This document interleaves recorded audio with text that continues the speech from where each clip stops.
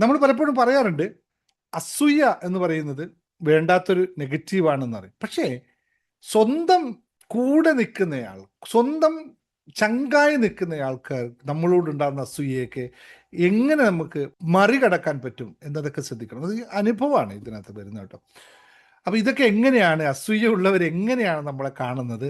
അവർ നേരിട്ടാണോ നമ്മളെ അറ്റാക്ക് ചെയ്യുന്നത്, അല്ല മറ്റെന്തെങ്കിലും രീതിയിലാണോ, അല്ലെങ്കിൽ മധുരപ്രതികാരമാണോ അവർ നടത്തുന്നത് എന്ന് നമുക്കൊന്ന് പരിശോധിച്ച് നോക്കാം. ഭയങ്കര രസമുള്ള കാര്യമാണിത്. ഇതിനെപ്പറ്റി പഠിക്കാൻ നിങ്ങൾക്ക് ഭയങ്കര രസമായിരിക്കും. പക്ഷെ ഒരു കാര്യമുണ്ട്, നിങ്ങളിത് മനസ്സിലാക്കിയാൽ സത്യമായിട്ട് നിങ്ങളോട് പറയാം, നിങ്ങൾ കൂടെ ഇരിക്കുന്നവരെയൊക്കെ ചവിട്ടി പുറത്താക്കരുത്. എങ്ങനെയെങ്കിലും നമ്മുടെ മനസ്സൊരു വിസ്മയത്തിലൂടെ അല്ലെങ്കിൽ ജേണി ടു ഹാപ്പിനെസ്സിലൊക്കെ പോയി അസൂയയെ എങ്ങനെ തരണം ചെയ്യാമെന്നൊക്കെ പഠിക്കുകയാണ് ഏറ്റവും നല്ലത്. അല്ലെങ്കിൽ നിങ്ങളെ കൂടെ പിന്നെ ആരും ഉണ്ടാവില്ല.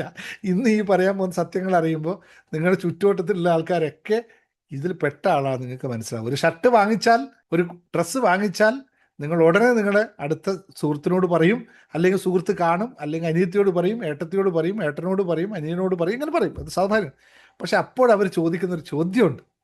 അല്ലെങ്കിൽ ഒരു ജോലി കിട്ടിയാൽ നിങ്ങൾ ആദ്യമേ നിങ്ങൾ ഏറ്റവും പ്രിയപ്പെട്ട ആളോട് പറയും. അപ്പോഴവർ ചോദിക്കുന്ന ചോദ്യമുണ്ട്.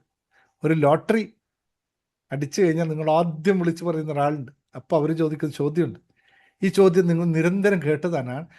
റിസർച്ച് വെച്ച് പറയുകയാണ്, സൈക്കോളജിക്കൽ റിസർച്ച് വെച്ചാണ് ഇത്തരം ചോദ്യങ്ങൾ, 5 ചോദ്യങ്ങൾ ഞാൻ പറയാം.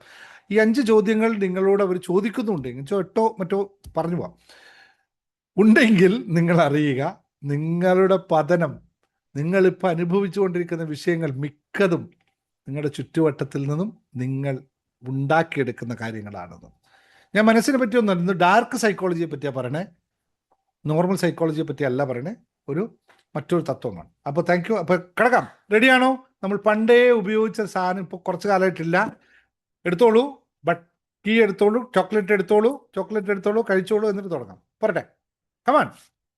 മറന്നുപോയോ എല്ലാവരും? പറട്ടെ എല്ലാവരും എന്നാലും ഒരു എനർജി ആവുള്ളൂ അല്ലേ? യെസ്.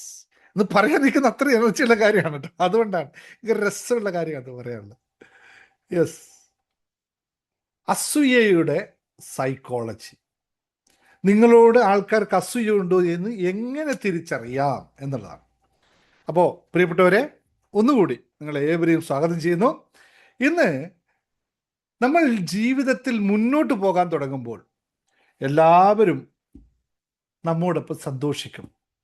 ഒന്നുകൂടി പറയാം, നമ്മൾ ജീവിതത്തിൽ മുന്നോട്ട് പോകാൻ തുടങ്ങുമ്പോൾ അല്ലെങ്കിൽ ഉയർച്ച തുടങ്ങുമ്പോൾ നമ്മുടെ ചുറ്റുമുള്ള എല്ലാവരും നമ്മോടൊപ്പം സന്തോഷിക്കും എന്ന് കരുതുന്നത് വളരെ മനോഹരമായൊരു തെറ്റിദ്ധാരണയാണ്. ചിലർ ശരിക്കും സന്തോഷിക്കും, ചിലർ അഭിനന്ദിക്കും, മറ്റു ചിലർ ചിരിക്കും, അഭിനന്ദിക്കും.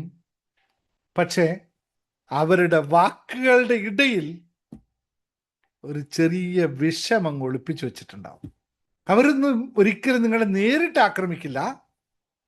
അവർ നീ വിജയിക്കരുത് എന്ന് പറയില്ല. പകരം അവർ ചോദിക്കുന്ന ചില ചോദ്യങ്ങളുണ്ട്. അതാണ് നിങ്ങൾ ഇനി മനസ്സിലാക്കേണ്ടത്. ഇത്തരം ചോദ്യങ്ങൾ നിങ്ങളുടെ വിജയത്തിൽ എപ്പോഴെങ്കിലും നിങ്ങളുടെ ചുറ്റുവട്ടത്ത് നിന്ന് വന്നിട്ടുണ്ടെങ്കിൽ ഉറപ്പിച്ചോളൂ, they are very much jealousy about you. അവർ നിങ്ങളെ പറ്റിയിട്ട് അസൂയുള്ളവരാണ്. അപ്പോൾ ചോദ്യം കേൾക്കാൻ ആഗ്രഹമുണ്ടോ? ആഗ്രഹമുണ്ടെങ്കിൽ നിങ്ങൾക്ക് ചോദ്യം വേണം, ആഗ്രഹമുണ്ടെങ്കിൽ യെസ് എന്ന് ടൈപ്പ് ചെയ്തോളൂ. യെസ്, ചോദ്യമായി എന്തൊക്കെയാണ് 5 ചോദ്യങ്ങളെന്ന് ഒന്ന് മനസ്സിലാക്കിക്കോളൂ. എന്നിട്ട് ബാക്കി കുറച്ച് കാര്യങ്ങൾ പറഞ്ഞുതരാം. വേണോ?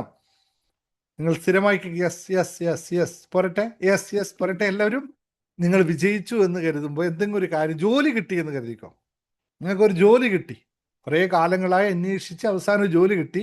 ഇത് നിങ്ങളുടെ ചുറ്റുവട്ടത്തെ ആൾക്കാരോട് പറയുമ്പോൾ അവർ പറയുന്നൊരു കാര്യമുണ്ട്, ഇതൊക്കെ ഒരു ഭാഗ്യമല്ലേ എന്ന് പറയാറുണ്ടോ? ഇതൊക്കെ ഒരു ഭാഗ്യമല്ലേ. രണ്ടാമത്തെ, ഇതൊക്കെ എത്ര നാൾ നിലനിൽക്കും? ഇപ്പൊ കിട്ടിയ ഈ വിജയം എത്ര നാൾ നിലനിൽക്കും?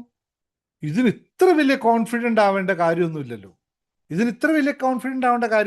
ഇതൊക്കെ സാധാരണ സംഭവിക്കുന്ന കാര്യം എന്നുള്ളത്, നമ്മൾ കഷ്ടപ്പെട്ട് നമ്മൾ അധ്വാനിച്ച് കിട്ടിയടാ ഡ്രൈവിംഗ് ലൈസൻസ് കിട്ടി എന്ന് വിളിച്ച് പറയുമ്പോൾ പറയും, ഇതിലെന്തിരിക്കുന്നു, നീ ഇത്ര വലിയ കോൺഫിഡൻ്റ് ആവേണ്ടെന്നില്ല, ഡ്രൈവിംഗ് ലൈസൻസ് എല്ലാവർക്കും കിട്ടുന്നുണ്ട്.